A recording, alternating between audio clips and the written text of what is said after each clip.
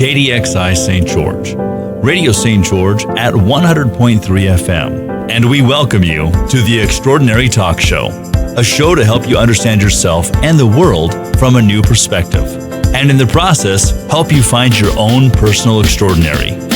And now your host for The Extraordinary Talk Show, Della Hill. Hello, everybody. Happy Monday. Welcome back to another extraordinary episode of The Extraordinary Talk Show. Guys, I got to jump right in this week because I have a lot to talk with you about today. I was thinking about what can I really share with you guys that you might not be able to learn hardly anywhere else that will truly make a big difference in your life, and what's something that I know well that I can teach you. One of my innate abilities that I've kind of just been able to do my whole life, and I've gotten better at it, is being able to connect with other people one-on-one deeply and quickly. And this is something that I didn't always know that I even knew how to do. In fact, it was kind of weird when I would meet someone, I'd talk to them, and then they'd come back to me and act like they were my best friend. And I was like, what is it that I'm doing that's making people have that connection with me, that's allowing me to have that connection with them? And I've started paying attention to a lot of the things that I do that allow me to have those connections with people.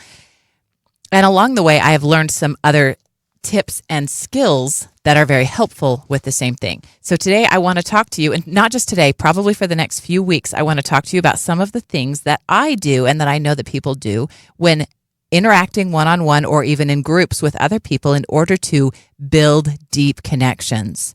So here's something that anybody can do. I don't care who you are. You don't even have to talk to another person in order to be able to use this skill. Today I want to talk to you about facial reading. And one thing that's so fascinating about this is you can look at a person's face and learn from their face things about them. You don't even have to have a conversation with a person in order to learn things from their face. Why is that?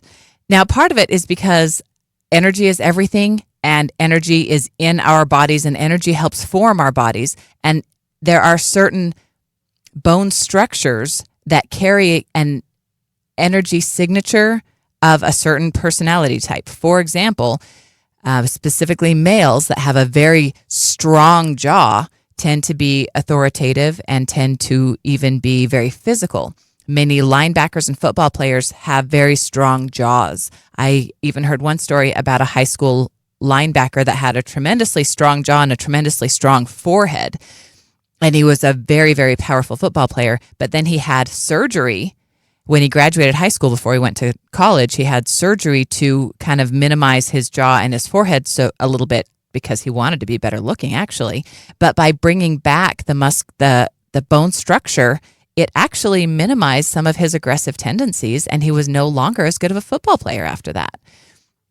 I know that some of those things sound weird. However, when you pay attention to them, I'm not asking you to believe me just because I tell you.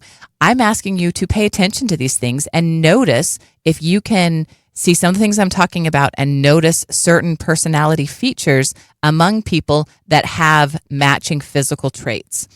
Now, when it comes to facial features specifically, I want to talk wrinkles. I love to read the wrinkles on people's faces because you can find out a lot about a person from the wrinkles on their face.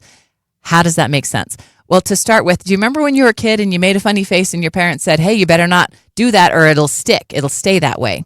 Well, the truth is your parents were right, but you're not going to get the wrinkles on your face from making a funny face. You get the wrinkles on your face from making those wrinkles with your natural emotions every single day for your entire life. Every single time you feel joy, you feel happy, and you have a big smile, you're probably going to create lines by the side of your eye, off to the side where you might see crow's feet. Now, what's going to happen is if you smile with joy every single day of your life, every time you smile, it's going to create those smile lines by your face, by the side of your mouth, and the crow's lines to the side of your eyes. And when you do that every single day for years and years and years and years, those wrinkles begin to stick. Those wrinkles begin to stay. And that means that when you look at a person, it's really difficult to do facial reading like this on someone who doesn't have any wrinkles. So someone who is a teenager or a very young adult who doesn't have a lot of wrinkles, it's difficult to get a lot of information from looking at their wrinkles. However, the longer someone's been alive, the more expressions that they have made that have stuck on their face, the more you can tell about them. So like I said, someone who is very loving and has experienced a lot of joy in their life is someone who has very, very deep crow's feet. You might call these crow's feet off to the side, to the anterior, to the sides of the eyes. You might call that the lateral sides of the eyes. But some people call those compassion lines and joy lines, because you cannot have those lines on your face if you have not been loved and given love. The crow's feet that come to the sides of your eyes come from smiling. They come from being happy. They come from laughter. So someone who has those lines on their face is someone who is going to be a happy person and is going to be a loving person and is going to be a compassionate person. Now, in order to help us, I even made my own little model of a face to help us, so I can draw some lines on this face and you guys can see what I'm talking about. We're also live radio and podcast, so I'm going to verbally explain these as well as I can. But if you can get to a video to see this video on YouTube or Facebook, please check it out, because you're going to want to see the pictures. So what I'm talking about right now, and by the way, this is my face that I drew, not of me, but I drew this face. This episode today is not a drawing class. I'm not giving a course on how to draw well, because that's not a thing I know how to do. But what I would like to show you is on this face, the crow's lines that I'm talking about are the lines that come off to the side of the eye in that manner. Here's another piece that I love to recognize in a person. Many people get lines in the middle of their eyebrows, in between their eyebrows, in fact. Some people don't get any at all. Some people get one and some people get two. And you can learn a lot about a person who has lines between their eyebrows. Let me explain. If they have two small lines between their eyebrows, kind of one close to each eyebrow, but right above the nose.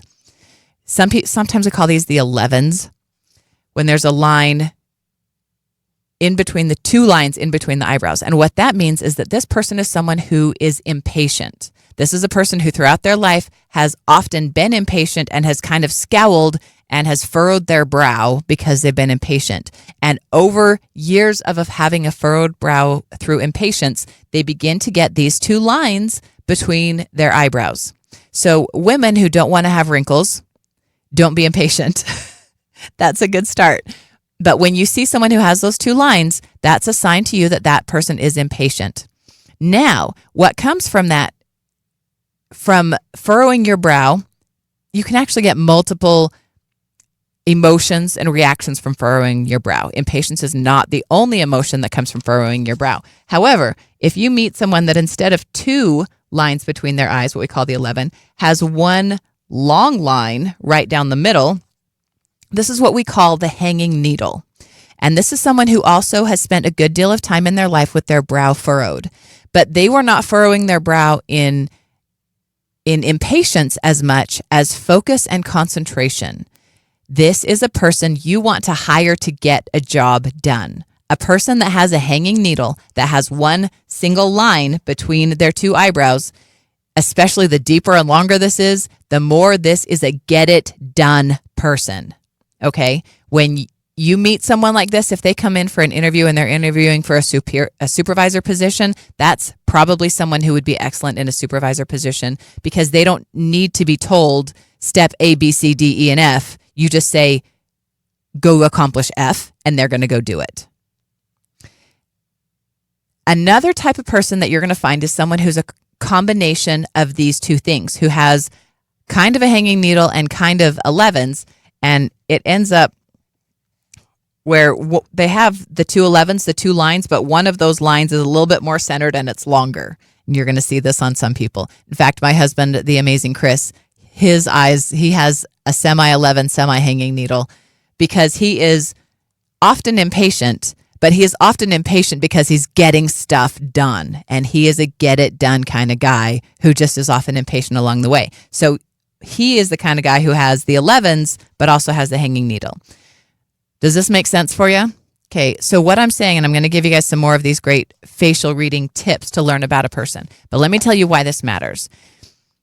Not only when you're interviewing someone can you find out if this is a person who's going to get stuff done, but when you're having an interaction with a person, when you're having a conversation with a person, if you can tell them something about them, they gain trust in you. It's a weird thing. I could take another show to explain why this is, but the point is, when you tell someone something that is true about them, it gives them trust in you. It hooks them in. We are all egotistical. Every single one of us is egotistical. We all like to pat ourselves on the back. We all have some level of narcissism. It might be a teeny tiny bit for you if you're really great, but we all do a little bit. We all like to hear about ourselves, and we like to be noticed. We like to be acknowledged. Don't you? We all have different ways that we like that. Some of us like to be told. Some of us like gifts or different love languages, but we all like to be observed. And when someone looks at us closely enough that they can observe a true fact about us, that makes us feel special. When someone looks at us with enough interest to learn about us, especially learning about us in a way that they didn't even have to talk to us, but they could learn something about us by getting to know us, we feel special. We like that person. We trust that person. And so here's what happens. And I'm telling you this, and I hope that you will use this with the highest ethical standards and not use this in a way to take advantage of people, but to do this in a way to show love to people, which is why I do it. When you see a line on someone's face, maybe it's that hanging needle, and you know that this is a guy who is a get it done kind of guy, you can bring that up in a conversation. You can say to them, I can tell that you're a person who gets things done. Tell me about a time in your life when you had a big project that you accomplished. And they're going to love to talk about those things. And when they talk about those things, they're going to trust you. And as you build that trust, it skyrockets. It builds momentum. It starts with a teeny, teeny, tiny little bit, because we're all a little bit nervous when we first meet someone, right? We're not sure if we want to let them in. But here's what I do is I sit down with somebody, I talk with them, and I'm going to talk to you over the next few episodes about some of the things I do, because it's not all stuff I can throw into one episode. But I sit down with them, I'm honest with them, I'm real with them, and then I tell them something about themselves. And I can do this by reading their face, or I can do this by using my intuition about them, or I can do this by gaining from the conversation, reading in between the lines, the things that they haven't necessarily said, but the things that they are meaning to say. And then when you repeat back to them something that they essentially told you about themselves without using words to do it, they gain a tremendous amount of trust in you. And when I do this, they gain a tremendous amount of trust in me. And then it really builds a foundation to move forward for growth. Because when I build that relationship with someone, they're more willing to listen to me. For example, if I do this with my home health patients, if I go in and I can establish a relationship of trust immediately, then when I advise them about their health, they're more willing to listen to me. And just like I always tell you, don't believe me just because I say it. I want you to feel good about what I'm telling you. I want you to know that this is right for you. I say all those same things too. But it does definitely help me build those relationships when I'm going into someone's home and who's sick, who needs help. I need to be able to build a relationship with them quickly, and a strong relationship of trust quickly. And these are the skills that I use for that. So let me go back to the facial reading and show you some more of these really, really cool things that you can learn about a person by looking at them. Here's one. Very often people have this line between the side of their nose down to the edge of their lip. And it's going to be a diagonal line from the bottom corner of their nose down to the bottom corner of their mouth. And it's usually on both sides, and not everyone has this. This line, we get it from smiling, and you see it a lot in cartoons. It's very easy to draw in cartoons and help outline the mouth. But this line that goes from the outer nose down to the edge of the mouth, we all have it a little bit, but when there is a firm crease, an actual wrinkle in that place, what that means is that that person has established and found their life purpose. And that is a fantastic hook to begin a conversation with somebody. You could just sit on the bus next to somebody who has those lines, sit down with them and immediately begin a conversation with them about their life purpose. In under 15 seconds, you are in. Simply because you looked at their face and you recognized a fact about them based on their wrinkles. How crazy is that? Okay, here's another one. When they have an arched bow over their eyebrow, that looks kind of like that. When I say an arched bow, I mean a line that's not straight, but it's not as curved as a C would be. It's a cross between a straight line and a C, like a bow. Like if you're using a bow and arrow, it's kind of a C.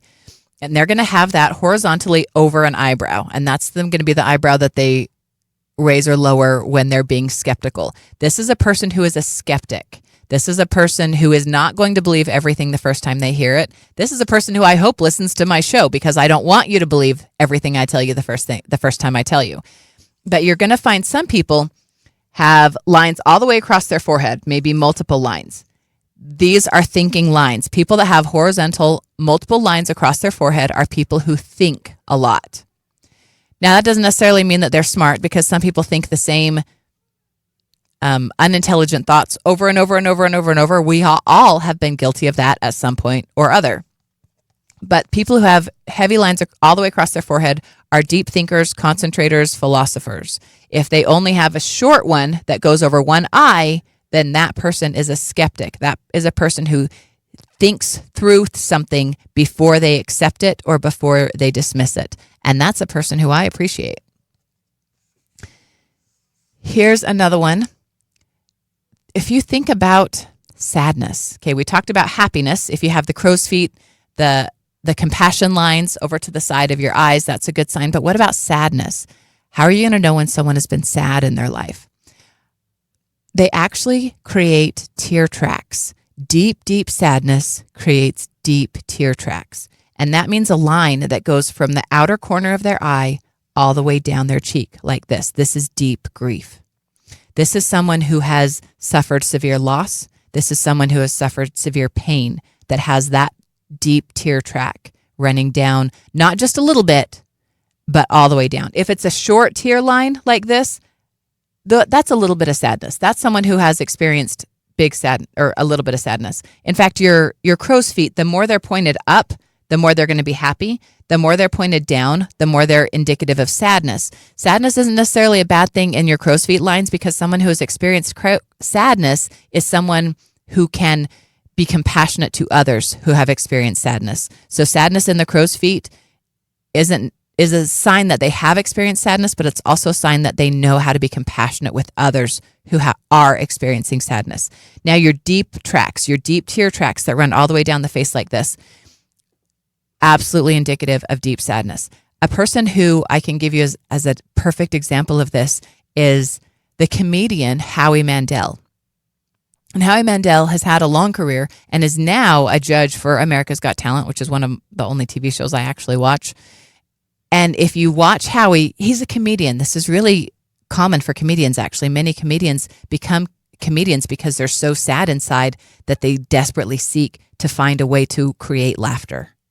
And Howie's one of those guys. In fact, Howie has even admitted his own struggles with depression and anxiety and OCD and mental illness. And when you watch Howie, sometimes it's not there, because if he has a neutral facial expression, you might not see them. But when he smiles, when he laughs, you'll see these deep, deep tear tracks that run all the way from his eye down the side of his cheek. And that is a symbol of someone who has cried a lot of tears. And think about if you come into a conversation with someone that you've just barely met, but you can come in with that understanding, that can change how you're able to interact with that person. Here's another one. When you see little lines over the lip like this, below the nose, over the lip, you're going to have multiple short vertical lines. These are symbols of worry. This is someone, very often mothers. You're going to see this on mothers more often than on other people. It's a symbol of worry. This is someone who has worried about their children. Most of the time, they may have worried about other things, but most of the time, the main thing that we worry about is our kids. Now, the lips tell us a lot too. Ooh, the lips are really interesting because you're going to notice, even in the same family, siblings, and some of the siblings will have full lips and some will have very thin lips. And you think, well, if they have the same genetics, why is it that this brother has very full lips and this brother has very thin lips? It actually comes down to how much you or a person feels that they are able to speak. If a person, every time they try to speak their truth, every time they try to verbalize how they feel, if they're kind of shut down, what they're going to do is they're going to find themselves pressing their lips together a lot. And it's going to be in anger and frustration and irritation and hurt that they're pushing their lips together. And in doing that over time, it actually makes their lips disappear. Specifically the top lip. If you meet someone that has no top lip, that their top lip is just a line of pink over their mouth, that is someone who has not been given the opportunity to speak their truth, especially as a child, but also as an adult. That is someone who has pressed their mouth closed as opposed to saying the things that they wanted to say. And that's really interesting. Another sign of that, specifically, this comes up more very often in women who feel that they aren't able to say as much as they want in their workplace, in their marriage, that because of their station in life, that they can't speak for themselves, they can't say the things that they want to say. They're going to have a line between the inner corner of their eye down to the side of their nose, like this. And you're going to see it on both sides of their nose. Almost all of these things are going to be both sides of the face, but not all. And that has to do with one side of the face being related to present and past, or one side of the face being related to male and female. We're not going to go into all of that right now. What that means is that if you have deeper wrinkles on one side of your face versus the other, it might actually be connected to a parent that causes more emotions in you than the others. We're not going to go into all that right now, which all of those things are deeply helpful when building a connection with a person, because if you can tell them, hey, I can see that you're really sad and it was your father that caused it, it's shocking the connection that you can build with a person in a very, very short amount of time when you can basically be a fortune teller in their life, but you're not really telling their fortune. You're just telling them what is written on their face. Another one, and this one is really important. This is one of my favorites to notice, is by the side of the ear, you're going to have small bows, and they're going to be by both ears. The small bows next to the ear, just in front of the ear. In fact, you can't even necessarily see it when you're looking at someone straight on. You're going to have them wait till they turn their head, and then you can see it on the side because it's at the very side of their face next to the ear, right there. When there's bows there, that is their BS meter, okay? That's their radar. Do not try to lie to this person. If you're talking to somebody and they have those bows next to their ears, do not try to lie to them. That is the person who will tell a lie from 10 feet away with their eyes closed, okay? Don't try to lie to that person. In fact, that's and don't try to lie to people anyway, but that's a person who is going to be more alert, more aware of the amount of truth in what they're telling them. So don't even try to manipulate them. Don't try to tell them a partial truth. When they've got those bows by their ears, be straightforward with them, and they're going to appreciate that from you too. Some people don't always want to know the whole truth. Mothers, for example, they don't always want to know the whole truth about their kids, and it's better off that way most of the time. Not all the time. But when somebody has those bows by their ear, that is a person who appreciates honesty. And if they find out that you have been being dishonest with them, it's going to traumatize your relationship with them to the point that it may never be salvageable. So be honest anyway, but be very aware of people that have those bows by their ears because they're extra aware of those things. You might even find some people that have like crazy bows. They've got 5 or 6 of them and they're really long. That's someone who is so aware of lies. They've probably been lied to a lot to the point that they're actually paranoid about being lied to. And that's a person you want to use a lot of caution in talking to them and what you tell them. Always be honest with them, but in some cases, you also don't want to give them too much truth because it's going to make them worry and question what else there is. They're going to be paranoid about it. They're going to want to know more about that. Now, again, I'm not telling you to believe everything I say, but take some of these facial reading features that I've taught you over the last 20 minutes and practice them. Pay attention. You don't even have to talk to people. Just pay attention to the wrinkles on their face and find out what that tells you about them. And then try having a conversation with this person and see if it matches. And that's what I have for you this week. But guys, I hope you come back next week, because next week I have even more skills, more tips, tricks, and treats for how to build deep relationships with people that you're meeting very quickly, whether it's long-term, whether it's short-term, and whether it's one-on-one or large groups. These skills, these tactics are available and helpful in any scenario that you're in. Guys, I thank you so much for being with me today. I want to remind you to check out our podcast, the YouTube channel, The Extraordinary Talk Show. Check us out on Facebook, YouTube, all over. We're here. And don't forget Radio St. George 100.3. And thanks to everybody here in the station for always making me feel welcome. I love you guys. Have a wonderful week. Remember, I'm not trying to tell you what to think. I'm trying to get you to think for yourself. You've been listening to The Extraordinary Talk Show with Della Hill. Search YouTube and Facebook, Spotify, or Podbean for video and podcasts of this show, or go to radiostgeorge.com. We'll see you next week for another edition of The Extraordinary Talk Show.